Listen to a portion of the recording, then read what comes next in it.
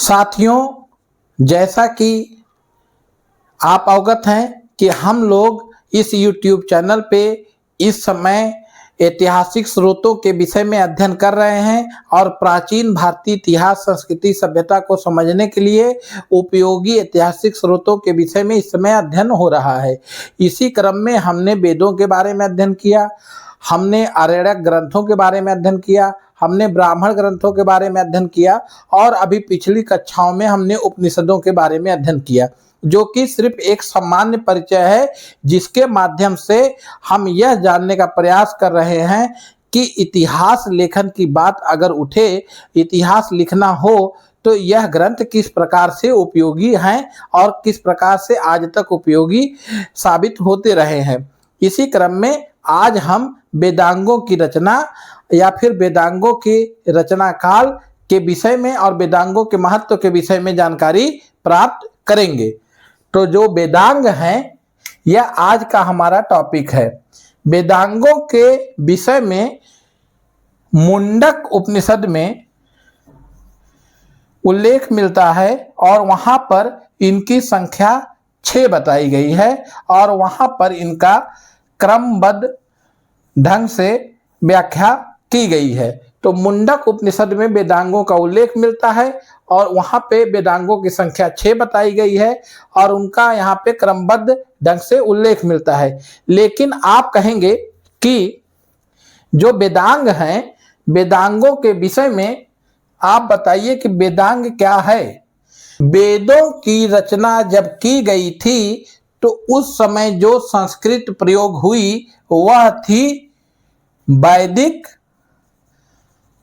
संस्कृत। इस प्रकार आपने जाना कि वेदों की रचना वैदिक संस्कृत में हुई थी और वैदिक संस्कृत को बहुत विद्वान व्यक्ति, बहुत विद्वान ऋषि मुनि ही समझ सकते थे। इस संस्कृत को समझने के लिए और वेदों को समझने के लिए 6 वेदांगों की रचना की गई और यह रचना हुई 600 ईसा पूर्व बीसी से लेकर के 200 बीसी के बीच, 600 ईसा पूर्व से लेकर के 200 ईसा पूर्व के मध्य में वेदांगों की रचना हुई और यह रचना की गई सूत्र शैली में। यह रचना की गई सूत्र शैली में। वेदांगों की रचना सूत्र शैली में की गई और यह विभिन्न सूत्र थे जिनके माध्यम से हम वेदों की जानकारी प्राप्त कर सकते थे। फिर से एक बार समझा रहे हैं कि वेद जो थे वो वैदिक संस्कृत भाषा में लिखे हुए थे। उनको समझना इतना सरल नहीं था जितना कि प्राचीन काल के ऋषि मुनियों ने उसको समझा और लिखा था। तो उसको समझने के लिए 600 ईसा पूर्व से 200 ईसा पूर्व के बीच में 6 वेदांगों की रचना हुई जो कि सूत्र शैली में हुई।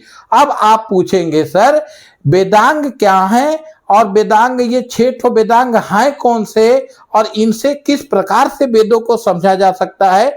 तो आइए आप जाने वेदांग क्या है और इनसे किस प्रकार से वेदों का अध्ययन किया जा सकता है या वेदों को समझने में ये किस प्रकार से सहायता प्रदान करते हैं। तो अब आप जानेंगे कि वेदांगों की संख्या 6 है। ये 6 वेदांग कौन से हैं? शिक्षा, कल्प, व्याकरण, निरुक्त,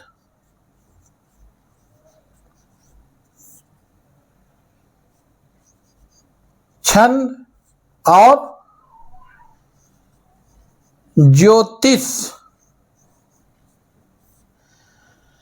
6 वेदांग है। पहला है शिक्षा, दूसरा कल्प, तीसरा व्याकरण, चौथा निरुक्त, पांचवा छंद और छठवां ज्योतिष।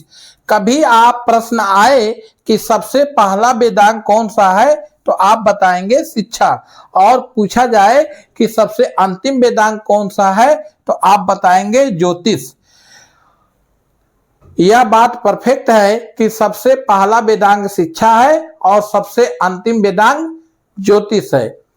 अब यहां पर शिक्षा, छंद, व्याकरण, ज्योतिष, निरुक्त, कल्प, इन सभी को वेदों के जैसा वो वेदों को समझाने में भूमिका अदा करते हैं, उसी आधार पे उनका नाम दिया गया है। जैसे कि कहा गया है कि यह तो हमारे हाथ पांव हैं, अर्थात इनके माध्यम से हमें कई प्रकार की सहायता प्राप्त होती है। उसी प्रकार से वेदों को समझने के लिए ये जो 6 वेदांग हैं ये उपयोगी हैं और इनकी जगह जगह पे तुलना की गई है। जैसे शिक्षा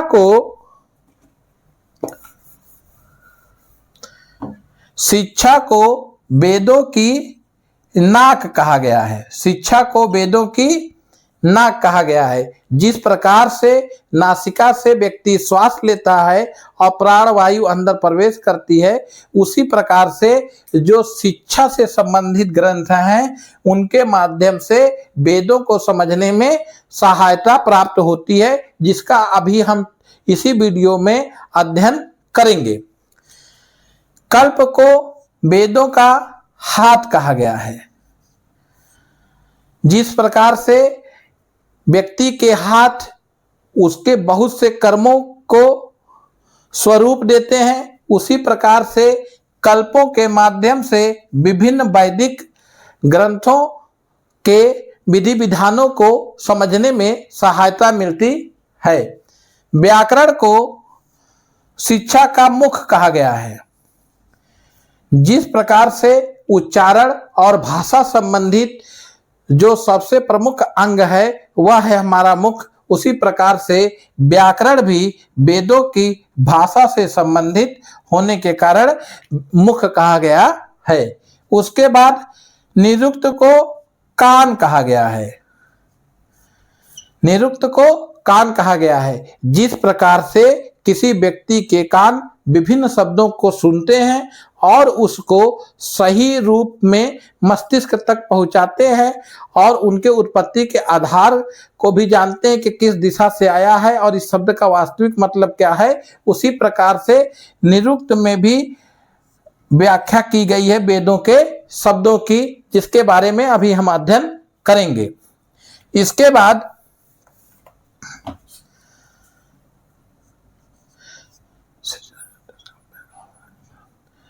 छंद का स्थान आता है। छंद को वेदों का पैर कहा गया है, अर्थात जिस प्रकार से किसी लय, किसी ताल, किसी स्वर पर विभिन्न भाव प्रस्फुटित होते हैं, उसी प्रकार से छंदों के आधार पर जो है वेद चलते हैं। एक छंद के बाद दूसरा छंद, दूसरे छंद के बाद तीसरा छंद, इस प्रकार से, या फिर एक ही छंद काफी लगातार कई श्लोकों में चला, उसके बाद दूसरा छंद आता है। इसी प्रकार से वेदों को आगे बढ़ाता है छंद, जिनके पर आधारित होकर के वेद चलते हैं। उसके बाद छठवां है ज्योतिष। ज्योतिष को वेदों का नेत्र कहा गया है। ज्योतिष को वेदों का नेत्र कहा गया है। नेत्र मतलब आंख। ज्योतिष को वेदों का नेत्र कहा गया है। नेत्र माने आंख। क्यों कहा गया है? जिस प्रकार से नेत्र आगे की ओर देखते हैं, अर्थात आगे क्या आने वाला है उसके बारे में देखते हैं, उसी प्रकार से जो ज्योतिष है वो वेदों के अंदर छिपी दिव्य दृष्टि को हम तक पहुंचाती है, हमको समझने में सहायता करती है। इसलिए ज्योतिष को वेदों का नेत्र कहा गया है, ताकि हम जीवन में आगे की ओर देखें और समझें। तो वेदों को समझने और देखने और उनके अंदर छिपे दिव्य ज्ञान को समझने में सहायता करती है ज्योतिष। इसलिए ज्योतिष को वेदों का नेत्र कहा गया है। इस प्रकार से हमने 6 वेदांगों के बारे में जाना। अभी तक हमने 6 वेदांगों के नाम जाना और उनकी भूमिका से हम कुछ हद तक अवगत हुए। अब उनमें से जो महत्वपूर्ण वेदांग हैं उनके विषय में हम यहाँ फिर से अध्ययन करेंगे। जैसे शिक्षा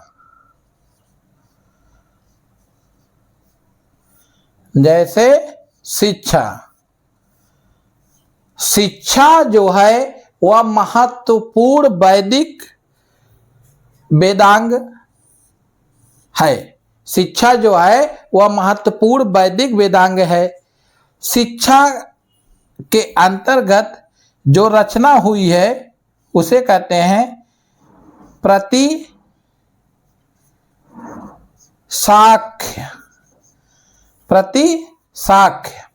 शिक्षा के अंतर्गत जो रचना हुई है उसे कहते हैं प्रतिशाख्य।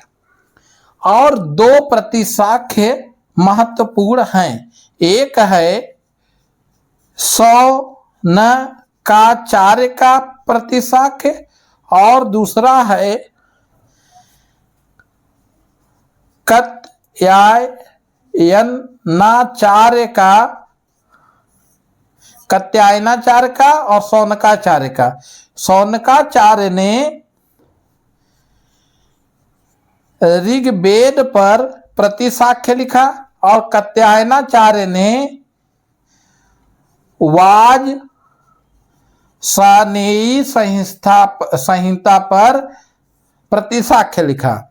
मतलब कि अभी तक बात स्पष्ट नहीं हो रही है, लेकिन मैं आपको यह बात स्पष्ट करता हूं कि वेदों को समझने के लिए, कि वेदों का जब पढ़ना है या उनका अध्ययन करना है, उनका जब उच्चारण करना है तो कौन से स्वर लगेंगे, कौन से छंद लगेंगे और किस प्रकार से उनका अध्ययन किया जाएगा, इस बारे में उल्लेख प्रतिशाख्यों में है।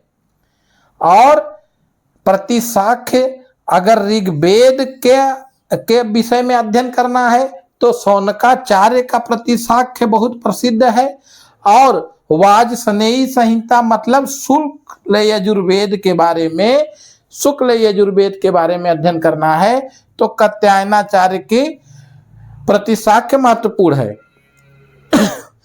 एक बार फिर से मैं आपको स्पष्ट कर दूं कि वेदों को समझने के लिए, वेदों का अध्ययन करने के लिए, वेदों के बारे में जानकारी प्राप्त करने के लिए, वेदों को सही ढंग से उच्चारित करने के लिए हमको जिन ग्रंथों की आवश्यकता है, इन सभी के विषय में जानकारी शिक्षा से संबंधित प्रतिशाख्य ग्रंथों में मिलती है।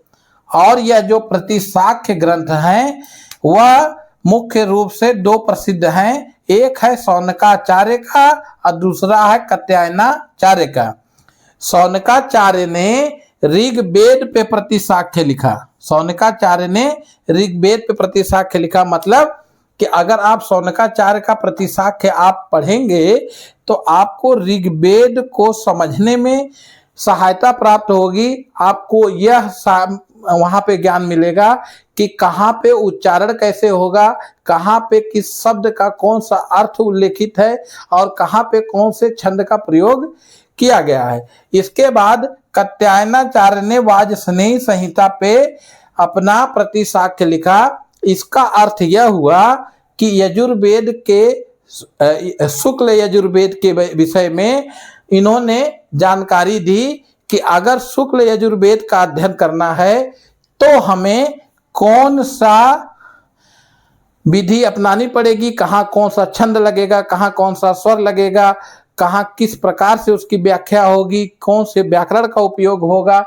इसका अध्ययन कात्यायनाचार्य के वार्ष्णेय संहिता में है और ऋग्वेद के लिए यही बात शौनकाचार्य के प्रतिशाख्य में उल्लेखित है और कात्यायनाचार्य के प्रतिशाख्य में वार्ष्णेय संहिता के विषय में जानकारी मिलती है। अब हम जानेंगे कि व्याकरण वेदांग में क्या है। अगर व्याकरण के ग्रंथ के बारे में जानकारी प्राप्त करें तो व्याकरण के विषय में आप सभी लोगों को पता है कि किसी भी पुस्तक को लिखने या किसी भी भाषा को सही ढंग से प्रस्तुत करने के जो नियम कानून हैं वह व्याकरण में है। उसमें वह विधियां हैं कि किस प्रकार से शब्दों को और पंक्तियों को व्यवस्थित किया जाएगा। उसी प्रकार से व्याकरण के नियमों को बताने वाले सबसे प्रसिद्ध ग्रंथों में से एक है पाणिनि की अष्टाध्यायी।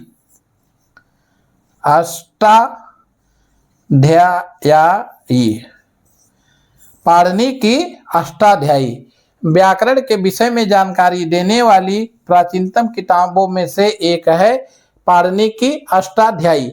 और एक है व्याकरण जो कि विधियां हैं, और जो व्याकरण का जानकार होता है उसको कहते हैं व्याकरण। जो व्याकरण की रचना करता है या व्याकरण का जानकार होता है उसको कहते हैं व्याकरण। तो पाणिनि की अष्टाध्यायी में जो व्याकरण है वही सबसे प्राचीन व्याकरण नहीं है। उससे पहले भी तैत्तिरीय संहिता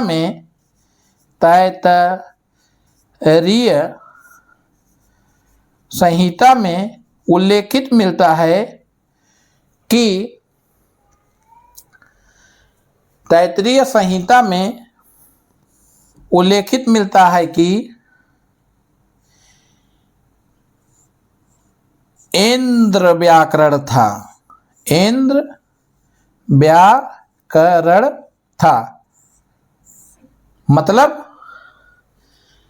कि पाणिनि के अष्टाध्यायी जो कि एक व्याकरण ग्रंथ है, व्याकरण को की जानकारी देने वाली पुस्तक है, उससे पहले भी इंद्र व्याकरण नामक एक व्याकरण ग्रंथ व्याप्त था और जिसके माध्यम से वैदिक ग्रंथों की रचना में सहायता प्राप्त होती थी। और प्रथम व्याकरण के रूप में व्याकरण मतलब जो व्याकरण का जानकार हो उस जानकार के रूप में इंद्र का उल्लेख है। प्रथम व्याकरण के रूप में तैत्तिरीय संहिता में इंद्र का उल्लेख किया गया है।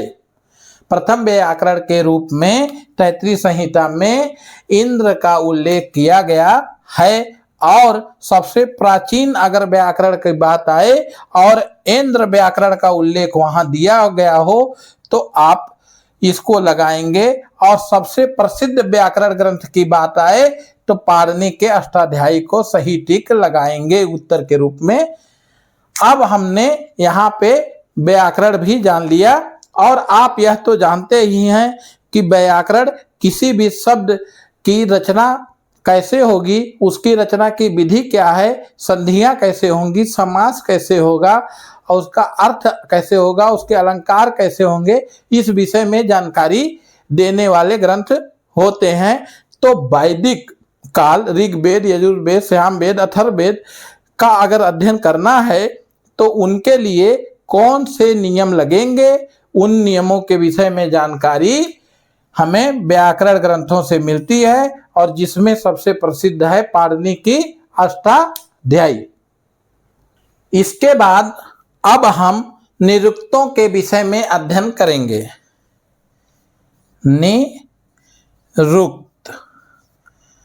निरुक्त को वेदों का कान कहा गया है। निरुक्त वह वेदांग है जिसको वेदों का कान कहा गया है। मतलब कि यह शब्दों का जो अर्थ है उसके विषय में जानकारी देने वाला विज्ञान का उल्लेख करता है। मतलब कि अगर वैदिक काल में अर्थात वेदों में कोई शब्द लिखा है तो उसका क्या अर्थ है, क्या स्पेसिफिक अर्थ है, इसको समझना है आपको तो आपको निरुक्तों का अध्ययन करना पड़ेगा। लेकिन निरुक्त जिस ग्रंथ के आधार पर लिखे गए हैं उसको कहा गया है निघंटु। निघंटु क्या है? तो वेदों में जो कठिन शब्द हैं उन शब्दों का संकलन है निघंटु। वेदों में जो कठिन शब्द हैं उन शब्दों का संकलन है निघंटु। वेदों में जो कठिन शब्द हैं उन शब्दों का संकलन है निघंटु। और इसी निघंटु को आधार बना करके निरुक्त की रचना किसने की? यास्क ने की। यास्क एक मुनि थे। यास्क एक मुनि थे और उन्होंने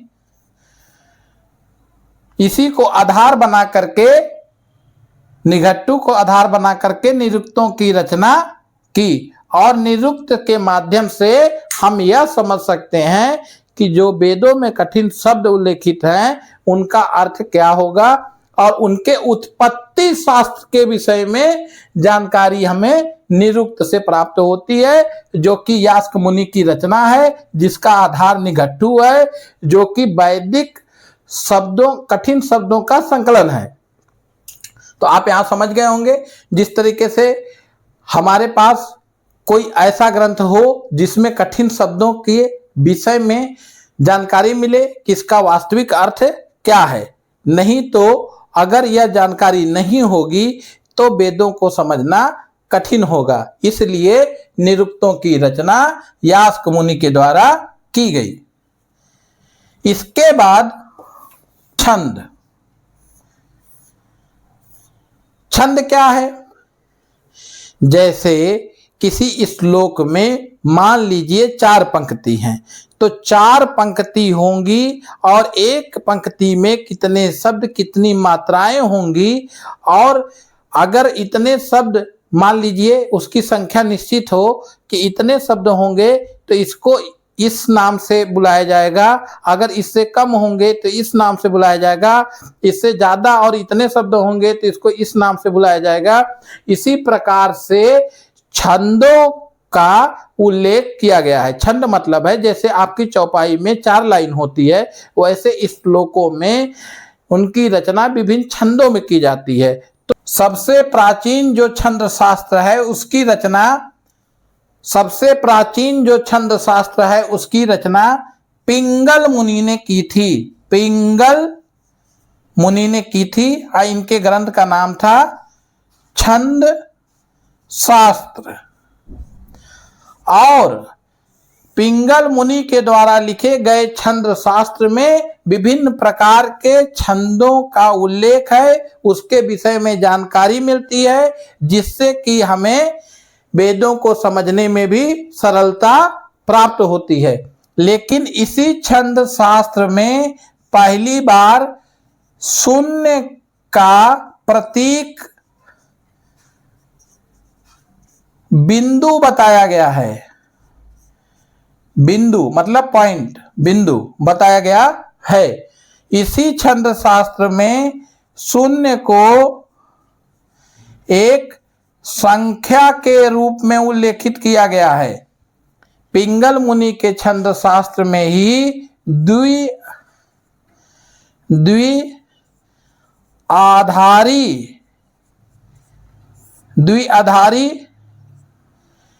संख्या अर्थात बाइनरी नंबर्स के विषय में भी उल्लेख है। और पास्कल त्रिभुज के विषय में भी उल्लेख जो है, पास्कल त्रिभुज के विषय में उल्लेख भी पिंगल मुनि के छंद शास्त्र में मिलता है, जिस पास्कल त्रिभुज को मेरु प्रस्तर कहा गया है। पास्कल त्रिभुज को मेरु प्रस्तर कहा गया है।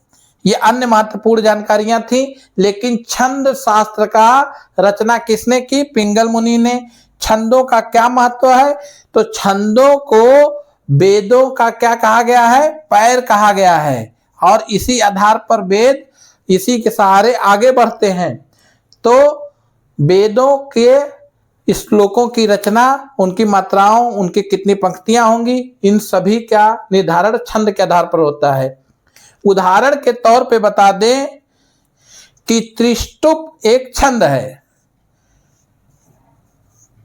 त्रिष्टुप एक छंद है और त्रिष्टुप छंद का उल्लेख सर्वाधिक बार ऋग्वेद में मिलता है। ऋग्वेद में त्रिष्टुप छंद का उल्लेख सबसे अधिक बार किया गया है। छंद बहुत होते हैं, लेकिन ऋग्वेद में सर्वाधिक बार उपयोग होने वाले छंद का क्या नाम है? त्रिष्टुप है। कभी कोई पूछे कि ऋग्वेद में सबसे अधिक कौन सा छंद उपयोग किया गया, तो आप बताएंगे सर त्रिष्टुप उपयोग किया गया। अब हम जिस अगले वेदांग का अध्ययन करेंगे उसको कहते हैं ज्योतिष।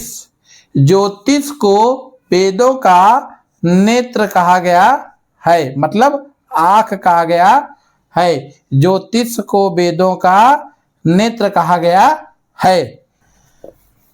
वेदों के बारे में जानकारी देने वाली ज्योतिष की रचना लगध मुनि ने किया और उस ज्योतिष ग्रंथ का नाम था वेदांग